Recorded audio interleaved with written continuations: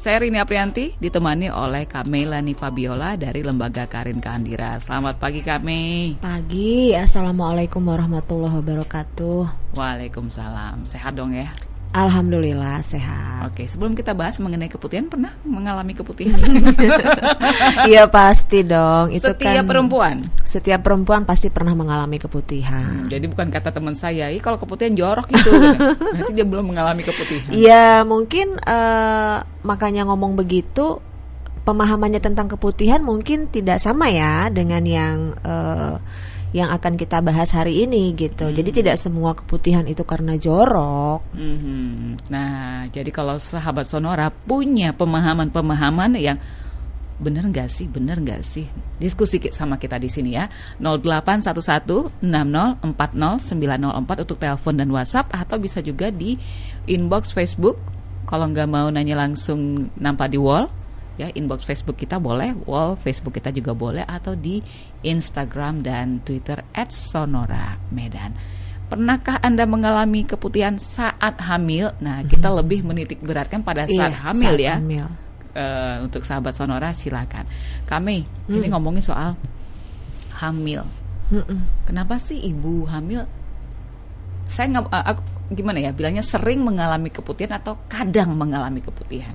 Iya, memang faktanya sebenarnya hampir semua, bahkan kalau bisa dibilang semua sih ya, ibu hamil akan mengalami keputihan. Karena keputihan itu sendiri sebenarnya merupakan reaksi yang wajar dari tubuh kita akibat perubahan hormon. Jadi setelah kita hamil, hormon estrogen dalam tubuh kita akan meningkat.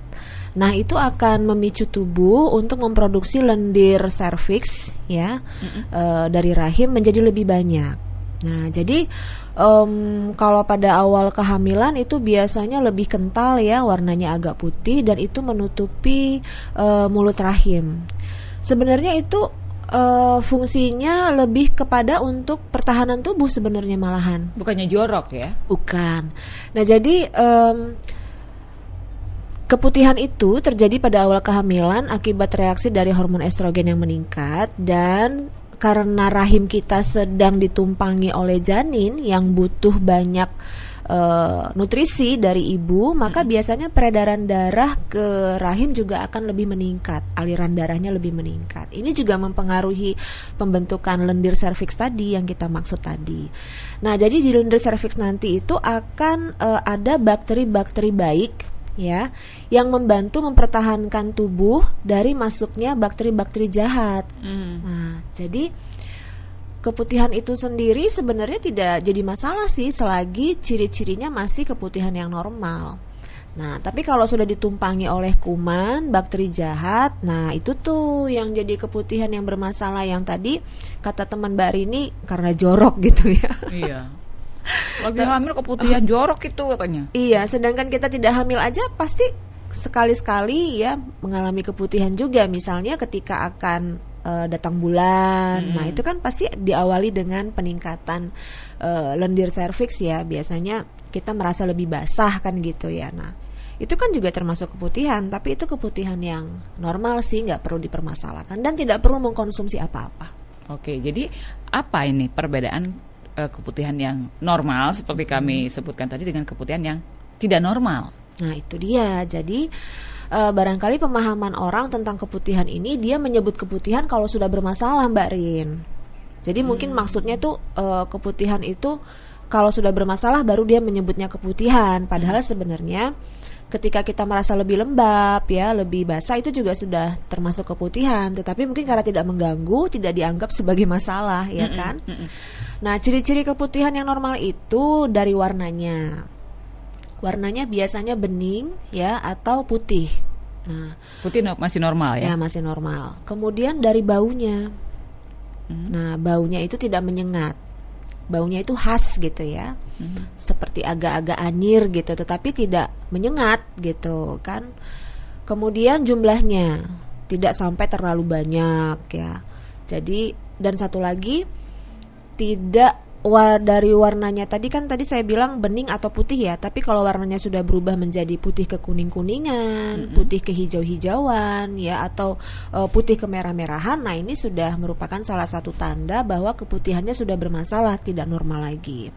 Dan yang satu lagi, biasanya kalau keputihan yang abnormal yang sudah ditumpangi oleh kuman jahat ya, bakteri jahat, itu biasanya menimbulkan rasa tidak nyaman. Misalnya gatal di area kemaluan ya kan, kemudian perih atau nyeri pada saat buang air kecil. Nah, ini sudah merupakan tanda-tanda keputihan yang abnormal atau tidak normal. Begitu. Jadi terjadinya mau di saat hamil, mau di saat tidak hamil, ciri-cirinya sama. Oke. Pada saat hamil juga bisa mengalami keputihan. Kan sebelum hamil, sesudah hamil. Nah, pada saat hamil? Iya, pada saat hamil. Berapa lama sih kami? Yang normal yang normal itu bisa sampai akhir kehamilan. Nah, malah biasanya pada saat menjelang persalinan, sebagian ibu mengalami peningkatan jumlah keputihan. Walaupun tetap normal ya, ciri-cirinya seperti yang kita sebut tadi, tidak berbau menyengat, tidak berbau busuk, warnanya juga masih bening atau keputihan, kemudian juga tidak menimbulkan rasa gatal atau tidak nyaman.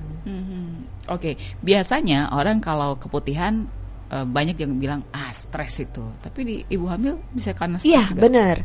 Jadi keputihan pada ibu hamil seperti pada wanita-wanita yang tidak hamil itu juga dipengaruhi oleh beberapa faktor selain dari hormon. Yang Mbak Rini bilang tadi benar. Lagi stres, lagi lelah, ya kan, kurang tidur. Nah, itu juga bisa menimbulkan keputihan juga. Artinya volumenya mungkin menjadi lebih banyak gitu. Tetapi kalau tidak ditumpangi oleh bakteri jahat, dia tetap tidak perlu dikhawatirkan, tidak perlu mengkonsumsi obat apalagi antibiotik. Nah, tapi kalau sudah ada ciri-ciri yang tadi kita sebut yang abnormal tadi, nah itu memang perlu konsultasi ke dokter. Oke, seperti itu. Nanti kita juga cari tahu ya, apa sih efek atau dampak keputihan abnormal ini saat hamil ya kami ya. Dan saya juga jadi pengen tahu nih sahabat Sonora, emang ada berapa jenis infeksi sih yang bisa menyebabkan keputihan itu ya? Iya.